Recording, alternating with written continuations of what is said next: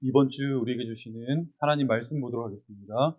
히브리서 11장 31절입니다. 히브리서 11장 31절입니다. 제가 가지고 있는 성경책으로는 신약 366페이지입니다. 한 절입니다. 우리 같이 한 목소리로 읽기를 원합니다. 같이 읽도록 하겠습니다. 시작. 믿음으로 기생 라합은 정탐꾼을 평안히 영접하였으므로 순종하지 아니한 자와 함께 멸망하지 아니하였도다. 아멘, 아멘. 이 시간 간절히 소망하기는 우리 살아계신 예수 그리스도의 복음이 저와 여러분들의 삶의 실제가 될 수 있기를 주님의 이름으로 축복합니다. 우리는 계속해서 히브리서 11장이 등장하고 있는 믿음의 선진들에 관하여 말씀을 살펴보고 있습니다. 벌써 이번 주가 이제 9번째 시간인데요.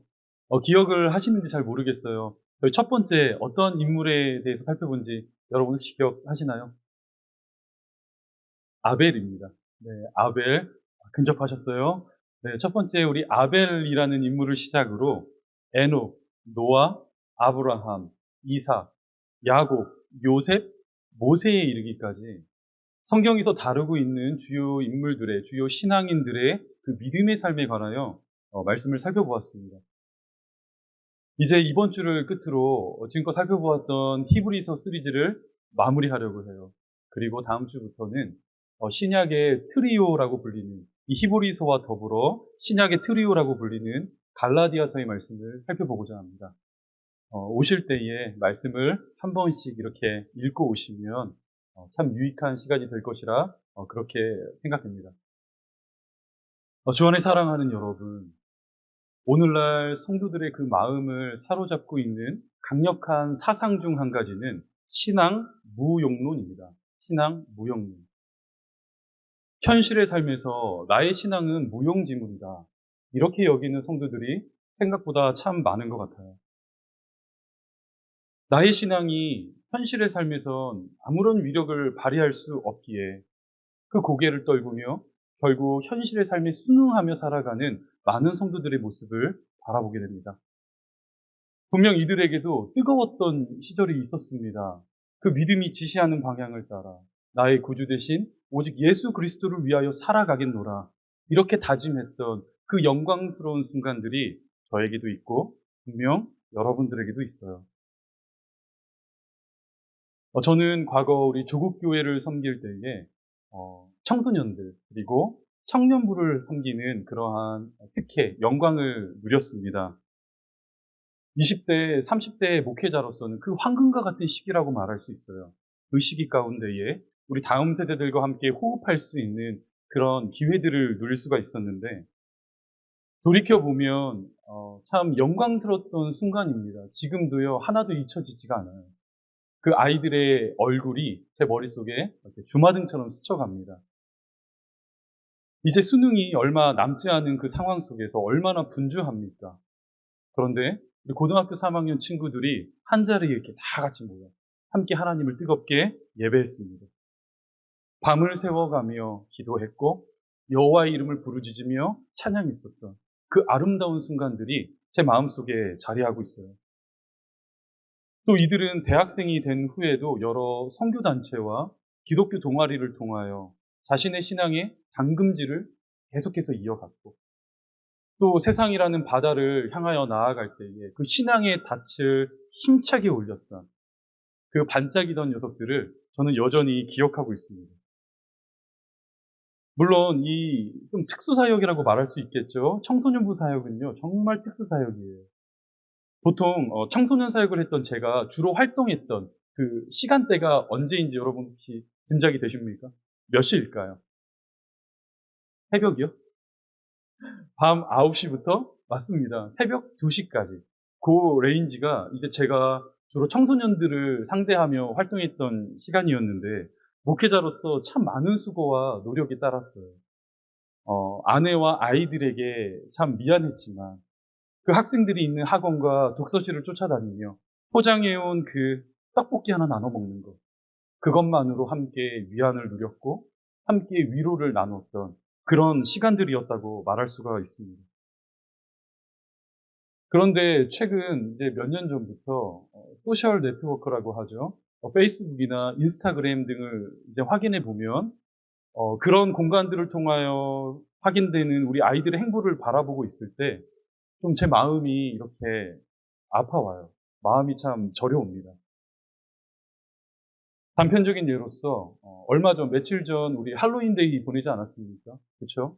저희 교회는 우리 다음 세대들 아이들 데리고 할렐루야 데이를 이렇게 보냈는데 현재 한국도요 서구 유럽 사회의 영향력을 받아 그러한 행사들이 문화라는 이름으로 자행되고 있습니다.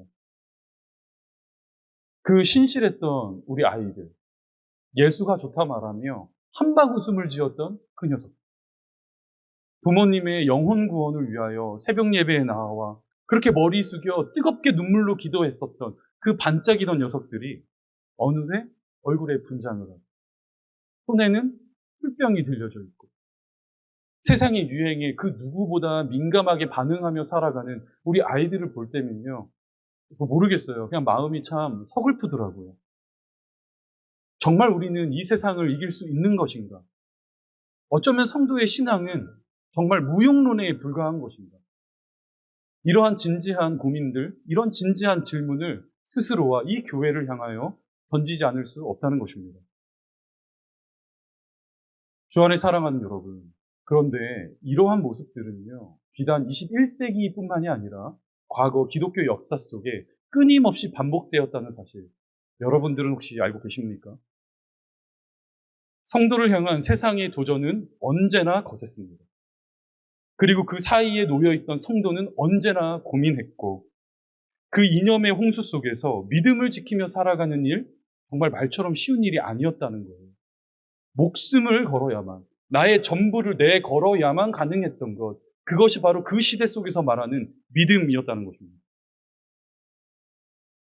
히브리서가 기록될 그 당시만 해도 마찬가지예요. 그 다신론과 유물론적 그 사상이 지배하고 있는 그 시절 가운데에 여호와 야훼, 그 유일한 하나님 한 분만 믿고 살아가겠다 외치는 그리스도인들, 로마 정부는 가만히 놓아둘 수가 없었습니다. 또 자신의 이웃이라 말할 수가 있어요. 유대교에서 입장에서 보자면요. 그들의 오랜 전통, 히브리인의 그 문화, 율법과 할례를 지키지 않는 그 그리스도인들을 바라봤을 때 눈에 가시처럼 여겨졌습니다. 이단으로 정죄받아 핍박받았던 것이 바로 당시 시대를 믿음으로 살아갔었던 성도들이었다는 거예요. 그래서 어떠한 현상들이 나타났죠? 초대교회의 성도들은요, 아주 자연스럽게 사회적 저변으로 밀려날 수밖에 없었습니다. 심지어 옥에 갇히는 사람도 있었고요. 재산도 몰수당하고요. 목숨을 잃는 그런 안타까운 고난과 핍박 속에서 성도는 믿음을 외치며 살았다고요. 자, 그렇다면 그러한 현실 속에서 이제 교회 공동체 안에 어떠한 일들이 시간이 지남에 따라 벌어지게 되었을까요? 제가 조금 힌트를 드릴게요. 정부는 압박을 줍니다. 비즈니스 라이센스를 주지 않고요. 때로는 가진 모든 재산을 몰수해요. 그리고 함께 교제하고 사랑하는 그 이웃들은 자신이 그리스도인 이유만으로, 너는 왜 유대교의 전통을 따르지 않느냐는 이유만으로 배척을 하기 시작합니다. 자, 그렇다면 여러분들이 그 당시 시대를 살아가는 그리스도인이라고 한다면 어떠한 선택을 내리시겠습니까? 어떠한 선택을 내릴까요? 모두가 교회를 떠나기 시작했어요. 믿음이 밥 먹여주냐? 믿음이 나의 미래를 책임져 줄 수 있는 것이냐?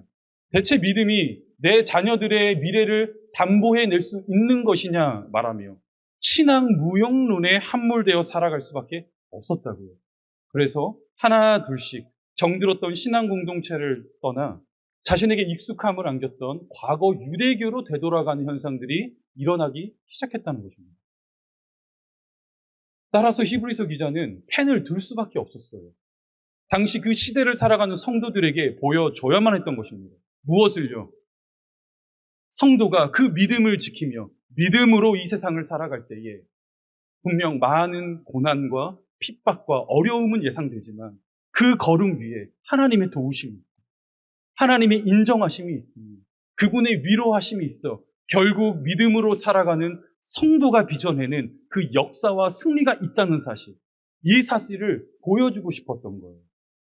그래서 1장부터 10장까지 제가 설명해 드리진 않았지만 히브리서 1장부터 10장까지를 보시면요. 전부 다 어떠한 내용들이냐. 히브리서 기자는요. 분명한 의도를 가지고 말씀을 기록하고 있어요. 유대교와 비교하며 예수 그리스도께서 누구신지를 설명해내고 있습니다. 율법이 아닌 복음을. 너희들이 말하는 그 인간인 대제사장이 아니라 영원한 대제사장 예수 그리스도가 누구이신지 이처럼 1장부터 10장까지는 예수 그리스도의 주되심에 관한 설명을 한 다음 11장으로 넘어가며 지금 우리가 계속해서 살펴보고 있잖아요. 그 믿음을 가지고 이 세상을 실제적으로 살았던 신앙의 선배님들을요, 샘플로 탁 제시하는 거예요. 보아라. 그 실제적인 믿음으로 살아가는 성도가 있노라. 이 사실을 보여주고 있다는 것입니다. 주 안에 사랑하는 여러분, 그런 맥락에서 이제 오늘 본문 말씀을 보시면 히브리서의 11장 그 마지막 시간으로서 성경은 참 보잘것없는 한 여인을 주목하고 있습니다. 그녀는 라합이라는 여인인데요.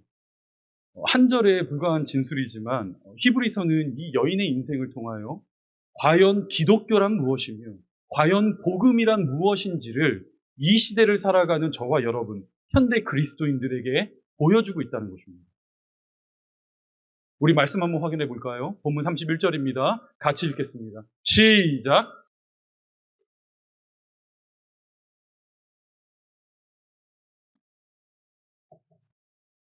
아니하였도다.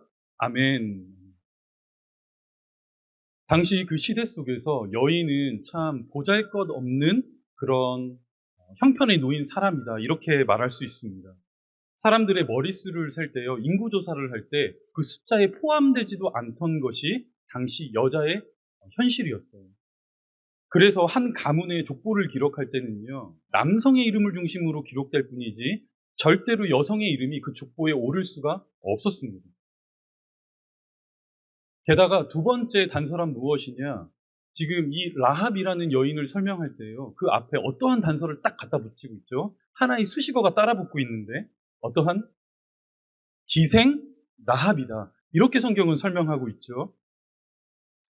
한글 성경은 조금 완곡하고 부드러운 표현을 선택하고 있는 거예요. 기생이라고 지금 번역을 했는데 보다 원문에 가까운 직역해 보자면요. 영어 성경이 훨씬 더 바르게 번역하고 있습니다.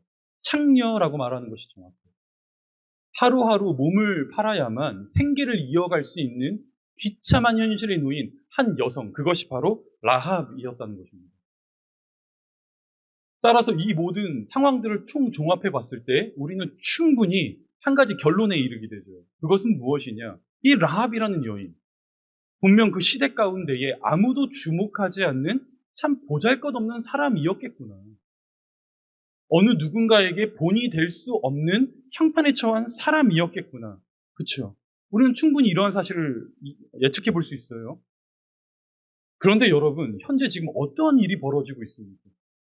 이 보잘것없는 라합이라는 여인이요, 당대 최고의 신앙인들만이 그 이름을 올릴 수 있다는 명예의 전당, 히브리서 11장에 당당하게 그 이름을 올리고 있다는 것입니다. 여러분 한번 생각해 보십시오. 저희가 지난주에 낮아짐의 자리를 선택한 모세, 그쵸? 우리 모세라는 인물을 살펴보았어요. 자, 상식적으로 모세 뒤에 어떠한 신앙의 인물이 등장해야 보다 말씀이 자연스러운 흐름일까요? 모세 다음에 누가 나오는 게 맞죠? 여호수아가 나와야겠죠. 그렇잖아요. 모세를 설명하며 당시 가나안 땅에 들어갔었던 그 시대적 분위기와 현장감을 히브리서는 담아내고 있거든요. 그렇다면 반드시 모세 뒤에 여호수아가 나와야 말씀이 보다 자연스럽게 흘러간다라고 말할 수 있는데, 모세가 등장하지 않고 히브리서 기자는 라합이라는 한 여인의 이름을 기록하고 있습니다. 그는 조금의 망설임도 없이요, 모세의 뒤를 이어 라합이라는 한 사람을 설명하며 그의 관점에서 보았을 때 여호수아라는 사람은 빼먹어도 되지만 이 라합은요, 반드시 이 시대의 성도들이 기억하고 남겨야 할 사람이었다라는 거예요. 왜요? 그녀의 인생이, 성경이 그녀를 언급하는 그 메시지 자체가 바로 복음이기 때문입니다. 이것이 바로 기독교이기 때문입니다. 우리 한 걸음만 더 나아가 볼까요?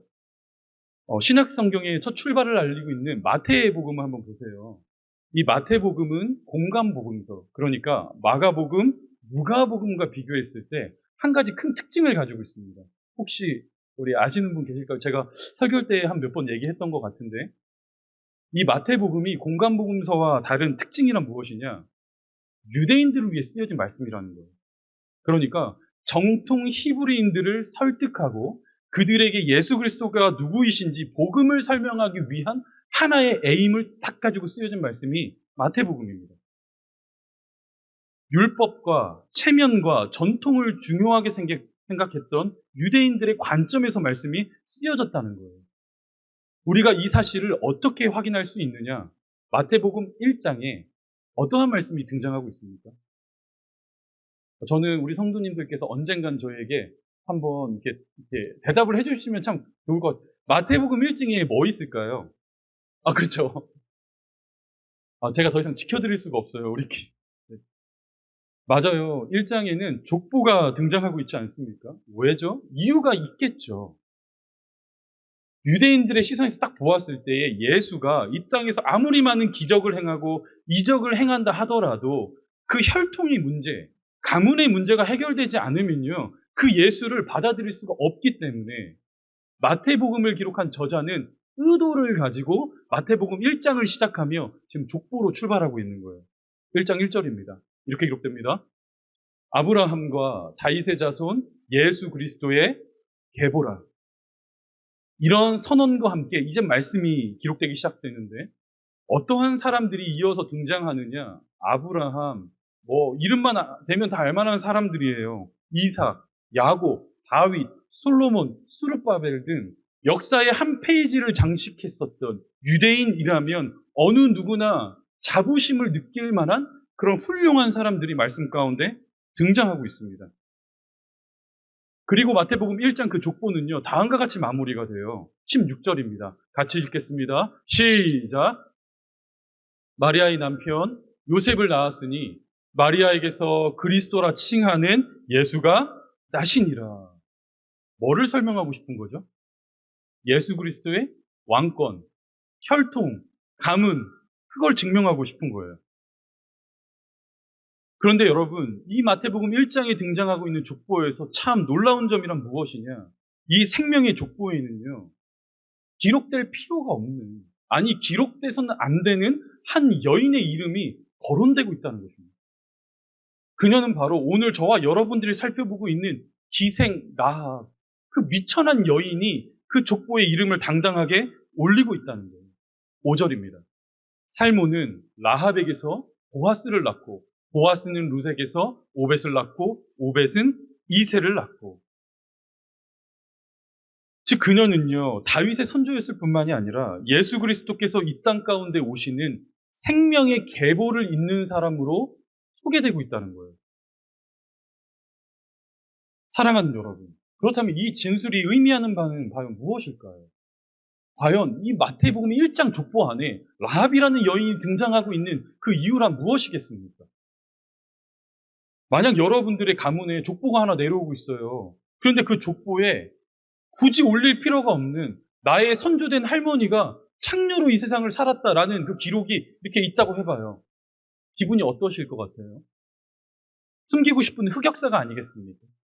그냥 살짝 건너뛰고 모른 척 넘어가도 될 만한 그 내용인데, 아니 대체 유대인들을 대상으로 그들을 설득하기 위하여 쓴 복음서에 어떻게 라합이 등장하고 있냐는 거예요. 여러분, 여기에는 엄청난 비밀이 숨겨져 있습니다. 그것은 바로 성경은요, 그 첫 시작부터 저와 여러분들의 초지일간 이 메시지를 전하고 싶은 거예요. 인생들아 보아라. 이것이 기독교고 이것이 복음이다. 그가 과거에 어떠한 삶을 살았든지 간에 손가락질을 받았고 사람들의 입가에 오르내리며 자랑할 것이 아무것도 없는 비참한 인생이라도 하더라도 그 사람의 자질과 능력과 조건과 보여지는 그 어떠한 무엇인가, 그 무엇인가가 저와 여러분들의 그 밸류를 가르는 중요한 기준점이 아니라 어느 누구라도 주 예수 그리스도를 믿는다면, 하나님께서 값없이 허락하여 주신 믿음이라는 선물을 사용하여, 믿음을 사용하여 이 땅을 살아가는 성도라면 아무런 이유를 따지지 않고 값없는 하나님의 영광스러운 그 장엄한 구원의 역사 가운데 들어올 수가 있다는 것입니다. 이것이 복음이잖아요. 저와 여러분들이 믿는 복음이잖아요. 이것이 바로 우리가 서로가 다름에도 불구하고, 서로 다른 형편과 환경 가운데 놓여 있음에도 불구하고 어느 누가 낫다 말하지 않으며 똑같이 용서받은 죄인으로 이 자리 가운데 모여 예수 그리스도를 머리 삼아 서로를 부둥켜 안아낼 수 있는 그 가장 강력한 근거가 되겠죠. 사랑하는 여러분, 오늘날 이 시대를 한번 바라보세요. 이 시대는 대체 사람을 어떠한 눈으로 바라보고 있습니까? 제가 경험한 이야기 하나 해드릴게요. 오늘날 이 세상은요, 부모가 자녀의 미래를 결정짓는다라고 이야기합니다. 언뜻 보면 틀린 말 같지는 않아요. 제가 캐나다에 오기 전 마지막으로 머물렀던 곳이 대구 수성구라는 지역입니다. 한번 들어보셨나요? 수성구? 조금이라도 자녀 교육에 열정이 있었던 부모님이라면요, 그 수성구라는 동네를 잊을 수가 없어요. 왜냐하면 대한민국에서 강남구와 더불어 쌍두마차거든요. 아이들에 대한 학구열이요, 정말 어떻게 타의 추종을 불허합니다. 그런 지역이 바로 수성구인데, 실제로 한 학부모님의 고백이에요. 저에게 찾아와서 어떤 말씀을 하시느냐, 자신이 너무 무능해서 내가 가진 것이 없고 이렇게 자랑할 것이 없어서 내 자녀의 앞길을 막는 것은 아닌가, 이러한 걱정이 든다는 하소연을 저에게 막 하셨습니다. 그 지역은요, 과외가요, 밤 12시, 1시에도 있어요. 제가 2시까지 하는 친구도 보았거든요. 학교는 어떠한 곳이냐, 그냥 자는 곳이에요. 자고 그냥 점심 제때 먹고 휴식을 취하는 곳, 그게 바로 학교에서 보내는 아이들의 스케줄입니다. 진짜 전쟁은 언제부터 시작되느냐, 오후 3시 이후 학교를 알리는 그 종이 딱 울리면 그때부터 그 학교는요, 굉장히 바빠져요. 학교 1시간 반 전부터 학부모님들이 학교 앞에 주차를 하기 시작하는데, 왜 그런 일을 할까요? 수업이 끝나고 나오면 그 애 얼른 차에 태워가지고 과외와 학원 스케줄을 소화해야 하기 때문에 시간을 조금이라도 아껴보기 위한 부모의 노력이라는 것입니다. 또 방학이 딱 되면요, 학부모님들은요, 또 다른 전쟁을 치르기 시작해요. 어떠한 일이냐, 소문난 잘 가르친다고 잘 알려진 과외 선생님들을 모시는 일이에요. 서울대 학생들에게 연락을 딱 컨택을 한 다음에 스케줄을 잡습니다. 어떤 학생들은 스스로 셀프 PR을 해요. 나는 언제부터 언제까지 시간 괜찮습니다. 연락 주세요. 그러면 그 동네에 있는 아줌마들이, 학부모들이 전화를 겁니다. 그리고 스케줄을 딱 잡아서 그 학생들을요, 자신의 동네 옆으로 이렇게 근처로 불러요. 그리고 오피스텔을 대여해서 마음에 맞고 수준에 맞는 한 3, 4명의 학생들을 한 그룹으로 이렇게 묶어가지고 특별 과외를 시킵니다. 여러분, 과외비가 얼마인 줄 아세요? 한 명당 300에서 400만 원입니다. 감당이 안 되는 거예요. 그런데 그곳에는 그런 넉넉한 형편의 가정들만 있는 것이 아니라 어려운 형편의 가정들도 있을 거잖아요. 그러면 그 차선책으로 부모님들은 무엇을 선택하느냐? 그래도 나름 대구 지역에서 이름을 나 있는 대구 경북대학의 학생들을 이제 차선책으로 딱 선택을 해요. 그리고 한 달에 80에서 100만 원 정도 과외를 주며 그들을 과외 선생님으로 고용합니다. 만약 돈이 없다면 은행에서 대출을 받아서라도 내 자녀의 앞날을 위해 나는 모든 걸 쏟아붓겠다 말하는 학부모님들의 그 놀라운 집념을 저는 발견하곤 한다는 거예요. 그런데 저를 찾아오셔서 눈물로 하소연하는 그 학부모님, 여러분 얼마나 오죽 답답하면 저처럼 그 젊은 목사한테 찾아와 눈물로 고하겠습니까? 목사님, 저는 능력이 없어요. 집에 가진 것이 없어요. 그래서 우리 자녀를 그런 고액과외를 시키며 좋은 서울대생들, 그렇게 좋은 과외 선생님들을 붙여줄 수가 없습니다. 얼마나 안타까우셨는지 제 앞에서 우시더라고요. 그러면서 스스로를 자책하세요.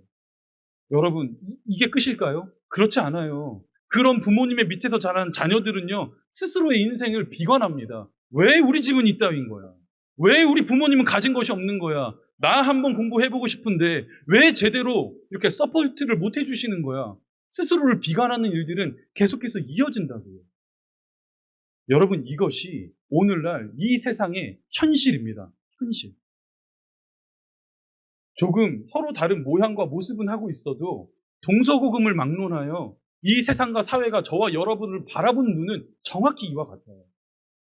1등급, 2등급, 3등급, 서울대, 연세대, 고려대, 수도권대학, 지방대, UT, UBC, 워터루, 알버타 대학, 캘거리 대학. 어느 누군가는 대기업, 어느 누군가는 중소기업. 어떠세요? 여러분, 이 현실을 놓고 바라보고만 있으면 우리의 믿음, 우리의 신앙 당연히 무용지물인 것이죠. 신앙 무용론이 맞다 여겨집니다. 하지만 사랑하는 여러분, 성경의 소리를 잠시만 귀 기울여 보세요. 우리 하늘 아버지께서 하나밖에 없는 아들 예수 그리스도 이 땅 가운데 내어주시며 성경 처음과 그 마지막까지 저와 여러분들에게 호소하고 있는 그 메시지, 단 하나의 메시지란 무엇입니까? 우리 아버지, 저와 여러분들을 그런 눈으로 바라보지 않는다는 거예요. 가난한 자나 부한 자나, 많이 배운 자나 적게 배운 자나, 남자나 여자나 이방인이나 유대인이나 그 사람의 지위와 신분을 초월하여 사람은요, 당신의 형상으로 존귀하게 바라보고 계신 아버지의 시선이 있다는 거예요. 요한복음 3장 16절입니다.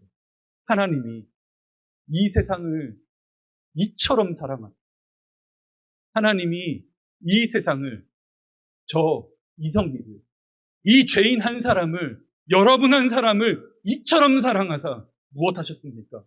아들 독생자 예수 그리스도 주셨으니 이는 그를 믿는 자마다 멸망하지 않고 영생을 얻게 하려 하십니다. 이 예수를 믿을 수 있다. 이 예수를 믿게 하신다면, 우리에게 그 믿음이라는 선물이 주어졌다면 구원을 누릴 수 있다는 거예요. 하나님의 그 위대하고 장엄한 구원 역사에 값없이 동참하게 되는 그 영광을 우리에게 허락하여 주신다는 것입니다. 그래서 설령 라합과 같은 인생이라 할지라도 예수를 나의 구주 삼아 믿음으로 이 땅을 살아갈 것을 결단했을 때 결국 그녀의 인생 가운데에 어떠한 역사가 펼쳐지고 있는지 오늘 본문의 하반절을 보세요. 멸망하지 아니하니. 어떠한 뜻입니까? 구원 받았다는 것입니다. 승리했다는 것입니다. 이 세상을 이겼다는 것입니다. 그리하여 히브리서 기자는 저희가 지난날 살펴보았던 그 9시간의 내용들을 압축하여 히브리서 11장을 다음과 같이 마무리하고 있어요. 32절부터 38절인데요. 제가 읽겠습니다. 여러분 한번 마음으로 묵상해 보세요. 내가 무슨 말을 더하리요? 기드온, 바락, 삼손, 입다, 다윗 및 사무엘과 선지자들의 일을 말하려면 내게 시간이 부족하리로다.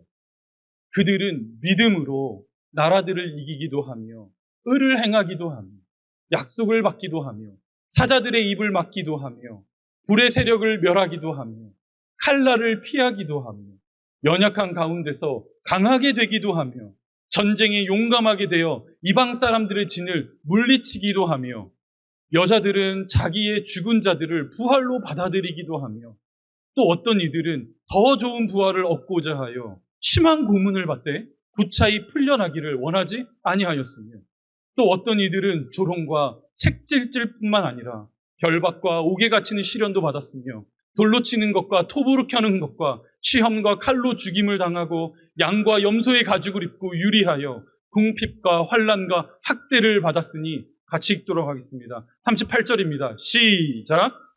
이런 사람은 세상이 감당하지 못하느니라. 아멘.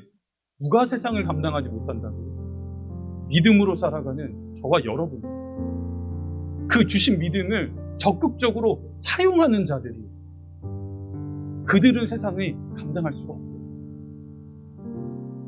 주 안에 사랑하는 여러분, 저는 우리 캘거리 자자삼는교회에 속한 여러분들에게 이 믿음이 있기를 소망합니다.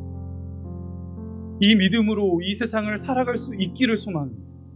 저 정말이죠. 정말 지지. 이 교회에 이 믿음으로 살아가는 다음 세대들이 일어나기를 간절히 소망해요. 사람의 겉모습과 직업과 보여지는 그 어떠함이 우리가 추구하고 있는 그 골이 아니죠. 우리 사랑하는 젊은 세대들, 우리 20대 30대 되시는 우리 청년들, 집사님들, 기억하셔야 합니다. 눈에 보이는 것이 전부가 아닙니다. 좋은 차? 내 명의로 된 집 하나 있는 거? 내 자녀 조금 잘 되는 거? 조금 남들이 부러워할 만한 직장에 취직하는 거? 내 통장 잔고에 돈이 조금 쌓여 있는 거? 그것이 만약에 우리들의 인생의 전부라면, 그 신앙생활을 통하여 얻고자 하는 그 무엇이라면, 그것이 하나님의 플러스 알파라면, 여러분, 이 얼마나 비참한 일입니까? 우리 하늘아버지 예수 그리스도 그렇게 주셨는데, 복음이 있는데, 알게 하셨는데, 만났고 누리게 하셨는데, 뜨거웠던 순간이 있는데, 눈물을 흘렸던 순간이 있는데, 아, 지나간 옛날이요. 그거 다 옛날에 했던 거지 뭐. 나 대학생 때 CCC 기독교 동아리 활동하며 나 그때 참 뜨거웠지 뭐. 근데 지금은 여러분 그렇지 않아요. 여러분들이 현재 내리는 선택이 오늘의 신앙인으로서의 나를 드러내는 가장 중요한 기준이 됩니다. 사랑하는 여러분, 오늘 이 시간 저와 여러분들이 붙들어야 할 그 성경의 아름다운 진리가 고린도후서 4장에 이렇게 소개되고 있어요. 제가 읽겠습니다. 우리가 이 보배를 질그릇에 가졌으니, 저와 여러분이 질그릇에 예수 그리스도라는 그 보배가 담겼으니, 이는 심히 큰 능력은 하나님께 있고 우리에게 있지 아니함을 알게 하려 함이라. 그러므로 우리가 낙심하지 아니하노니, 우리가 주목하는 것은 보이는 것이 아니요 보이지 않는 것이니, 보이는 것은 잠깐이요 보이지 않는 것은 영원함이라. 아멘.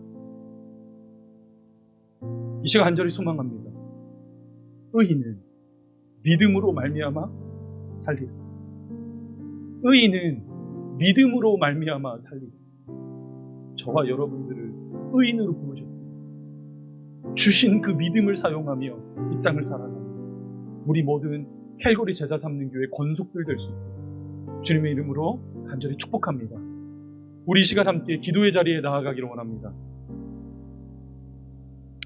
기도하실 때에 오늘 주신 말씀을 묵상하며, 하나님, 믿음으로 그 보잘것없는 라합, 그 여인이었지만 구원의 은총을 누린 그 믿음, 세상이 감당할 수 없는 믿음, 오늘날 무용론을 외치는 이 세상에서 우리가 힘있게 살아갈 수 있는 하나님의 능력이 될 수 있도록 주님 내게도 굳센 믿음을 허락하여 주옵소서.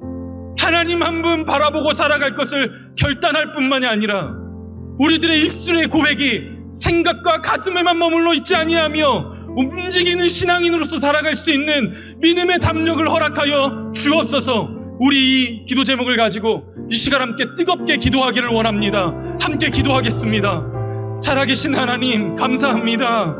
예수 그리스도 알게 하시고 그 복음을 만나게 하시며 주님이 지시하시는 바를 따라 살아가게 하심에 아버지 감사합니다. 하나님, 이제는 더 이상 죄인이 아니요 정죄받을 자가 아니라 하나님의 권속이요 왕같은 제사장이 되었으니, 하나님, 이 세상을 살아갈 때에 주께서 주신 그 믿음을 사용하며 살아갈 수 있기를 간절히 소망합니다.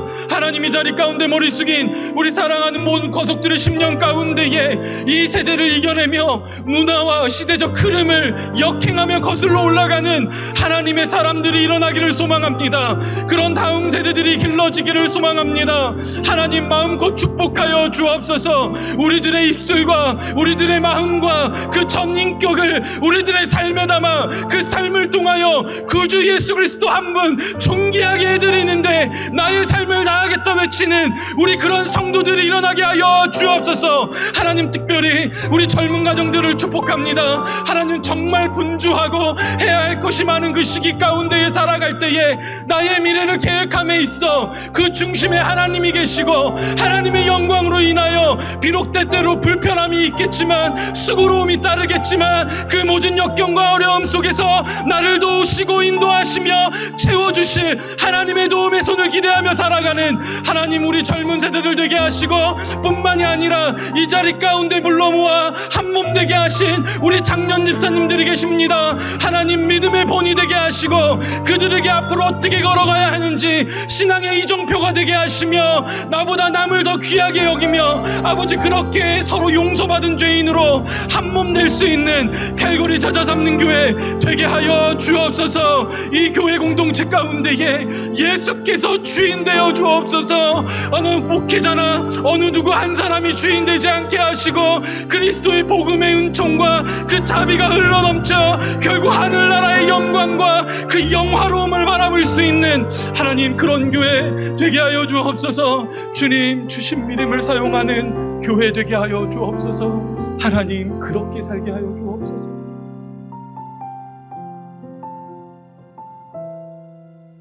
우리 이 시간 한 가지만 더 기도하기를 원합니다.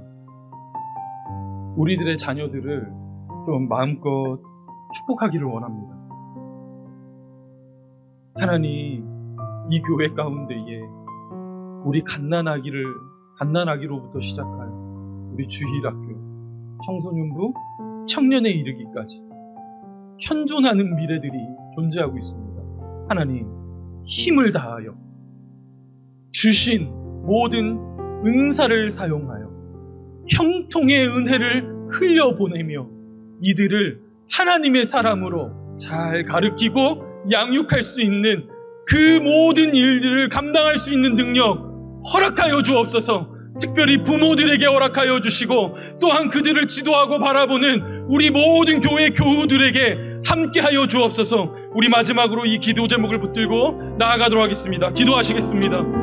하나님 아버지, 우리 다음 세대들을 이 교회 가운데 허락하여 주심에 주님 감사합니다. 하나님, 그 여리고 부드러운 꿈나무들의 심령 속에 예수 그리스도의 복음이 담기기를 원합니다. 질그릇과 같은 그 연약한 우리들이지만 그 질그릇이기 때문에 나의 인생은 무난 것이고 나의 인생은 값이 없는 것이 아니라 질그릇 속에 담긴 존귀한 보배 되신 예수 그리스도가 있기 때문에 그 예수를 자랑하고 그 예수로 말미암아 이 세상을 힘있게 살아가겠다 고백하는 하나님, 우리 다음 세대들이 이 교회 가운데 길러줄 수 있도록 하나님 은혜의 은혜를 더하여 주옵소서. 이들을 양육하고 다스리는 우리 부모님들 계십니다. 하나님, 그 부모 세대들에게 믿음의 담력과 강건함과 지혜를 허락하셔서 정말 우리 아이들을 위하여 마음껏 눈물과 기도할 수 있는 신앙의 어른들이 되게 하시고 또한 그들을 돕는 손길을 통하여 이 캘거리 제자 삼는 교회가 정말 다음 세대들을 잘 길러내는 교회,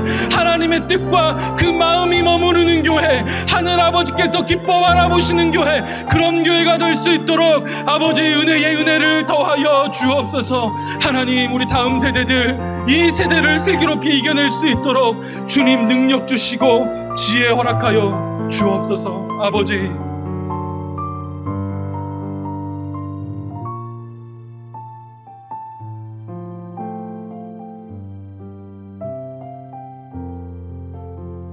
살아계신 하나님 감사합니다.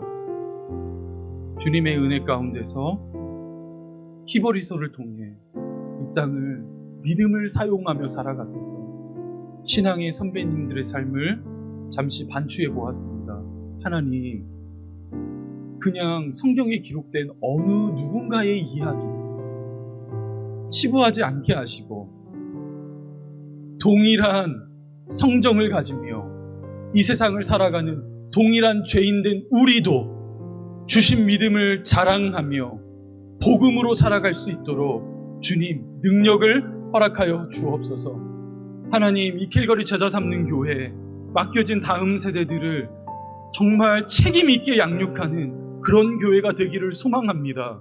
우리 아이들 그 어린 시절부터 사무엘처럼 그 10년 가운데에 하나님의 말씀이 들리게 하시고 그 음성을 청중하게 하시며 순종케 하셔서 결국 이 교회뿐만이 아니라 이 지역사회와 이 나라와 이 민족을 위하여 귀하게 쓰임받는 하나님의 일꾼들 다 되게 하여 주옵소서.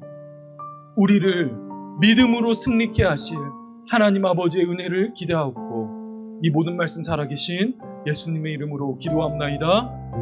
아멘.